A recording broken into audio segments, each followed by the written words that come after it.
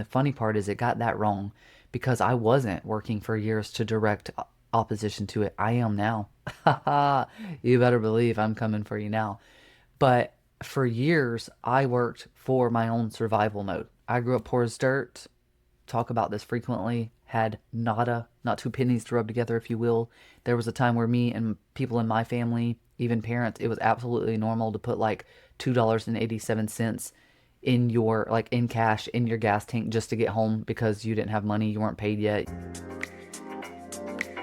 I'm Steph Rubio, your go to for honest, nuanced conversations about growing a business and building a life that you actually freaking love. Around here, we're rooted in who we are, even if we're still learning to love her, getting clear on where we want to go, and we're relentless in our pursuit to get there. We talk about what it actually takes to build and lead a business that can sustain growth, weather market shifts, and support the life you actually want. From strategy, sales, and systems to relationships, reputation, and the self leadership required to navigate all the messy decisions in between. If you're ready to think deeper, lead better, laugh a lot, and possibly cry a little, maybe laugh until we cry if we're lucky, then hit subscribe and let's get into it. This is Rooted and Relentless. Grab your notebook and hold on to your tits. This one's for you.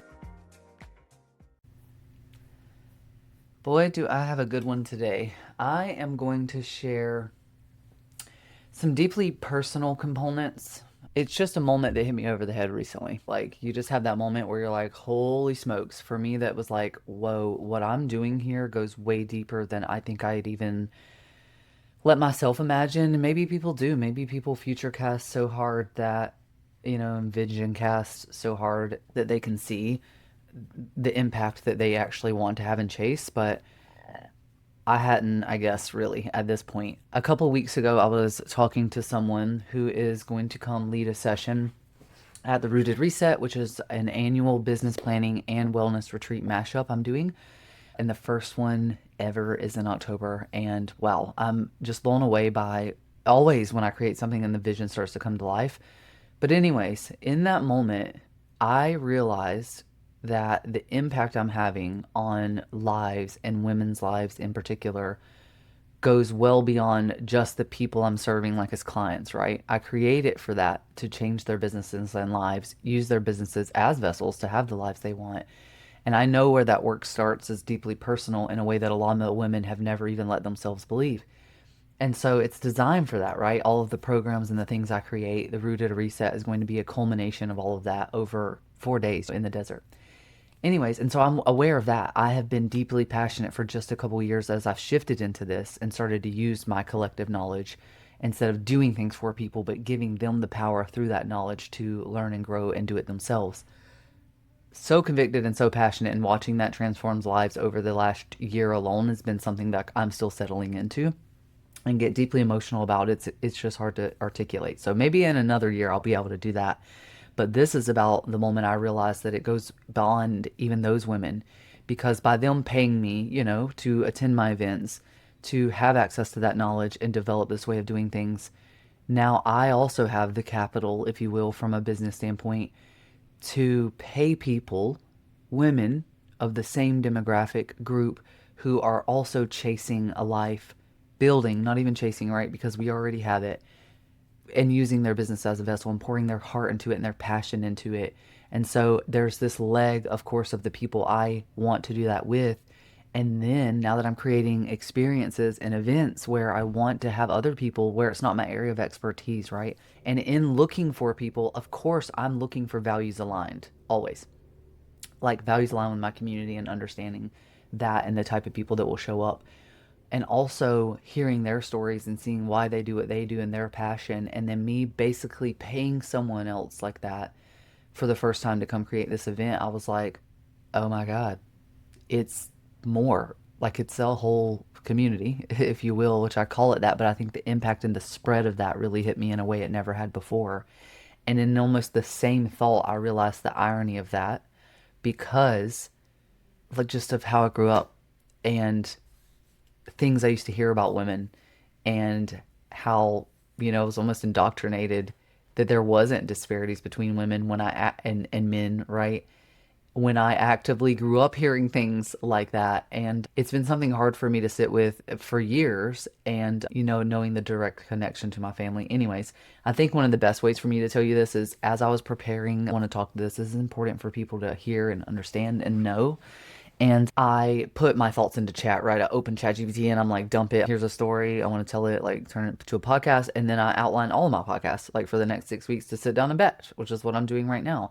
And I want to tell you the purpose that ChatGPT put out based on me dumping this story because it starts to say it better than I can.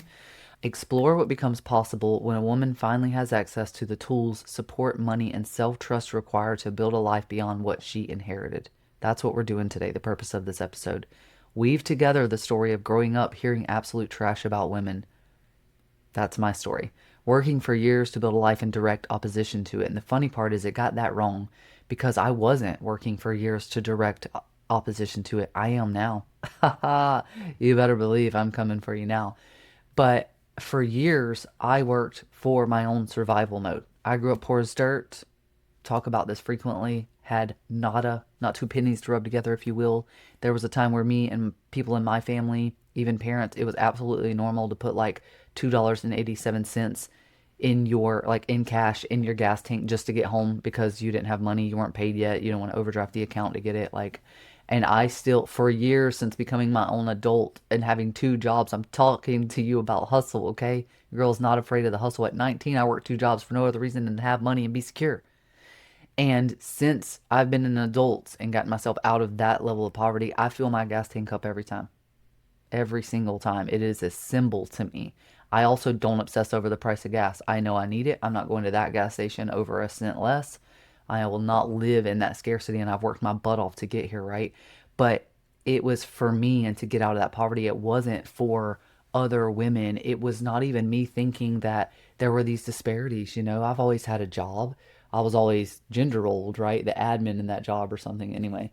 So now it's in direct opposition to it because I realize how harmful hearing things like what I heard growing up were and how much they held me back from my own belief in myself. And now knowing, like, literally this week in recording this, I've been on my Instagram talking about a story about how a former mastermind member made me cry when she spoke up in a room and was like, that's not what Stephanie does. Let me tell you what she does. And proceeded to tell me about how I helped her believe what was possible, what she would never even let herself believe was possible, and just pen and paper that and go after what she wanted for the first time by starting to even figure out what that was. Life-changing stuff. And so I know now from my own work over the past couple years, the belief is typically the freaking problem. The how we will figure out. There is no short of tactics on the internet ever at all for things you can try and do and what you should do to grow your business.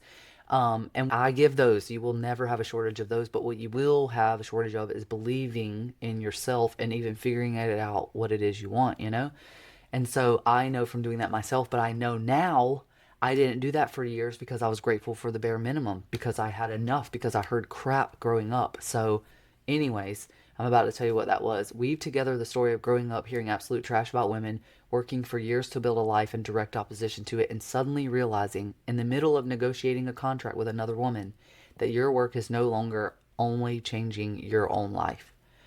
You now have the power to hire women, pay women, create opportunities for women, and share knowledge that helps other women build economic independence and lives on their own terms.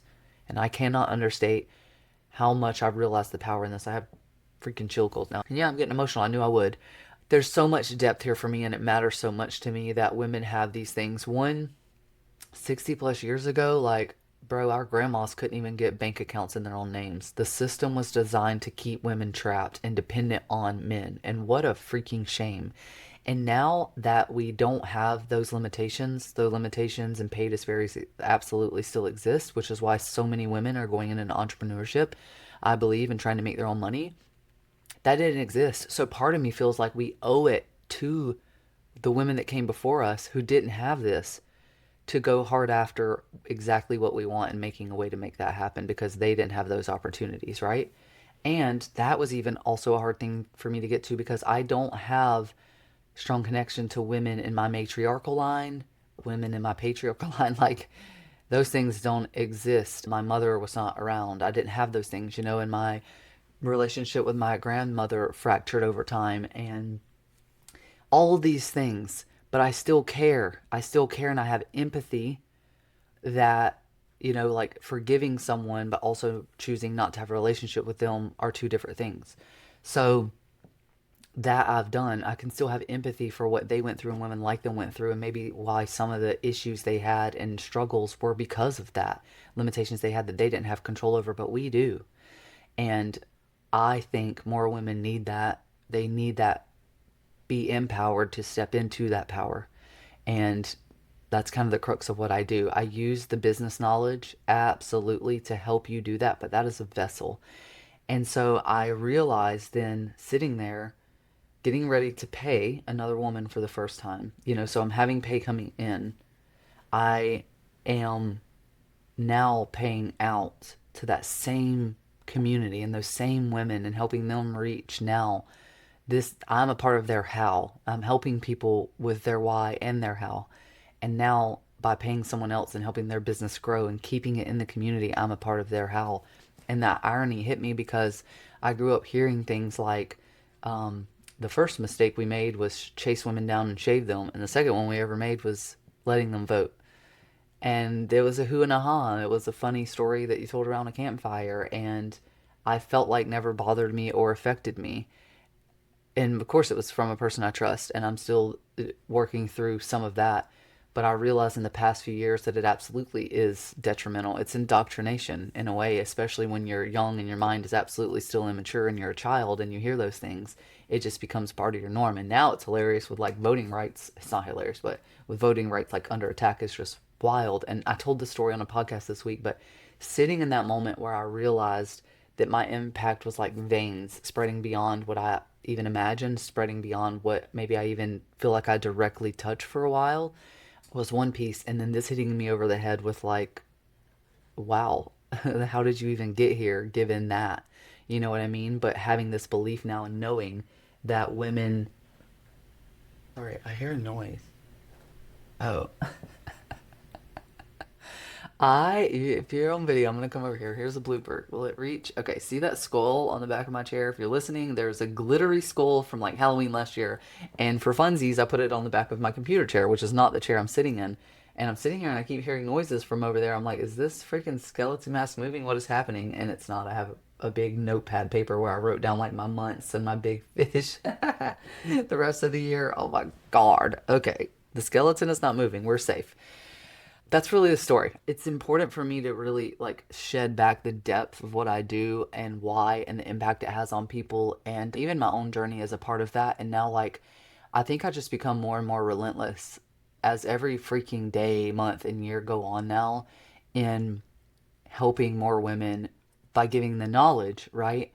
But I had this realization that what I do, the Rooted Reset, which is this in-person event that I was even hiring this person for, it's not only about helping women build better businesses. That's what comes through my copy and what I talk about. It's not only about helping women build better businesses, though.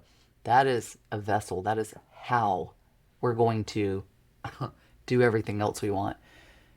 It's really about what women are able to change when they have the strategy and the resources and the relationships and the agency to build lives on their own terms, regardless of what they've been through and what's happened to them and what they've heard and what they believed.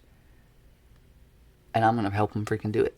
Well, that's a wrap on this episode of Rooted and Relentless. If it made you think deeper, maybe scribble a little something down or lovingly call yourself out, hit me with the SSR. Subscribe, share, and review, as in leave a review. I'll be eternally grateful. Then come find me on Instagram at virtually_Steph Rubio and tell me what landed, what you're doing differently, or maybe what you vehemently disagree with. I like those conversations too. Until next time, keep building, keep leading, and keep doing it on your own fucking terms.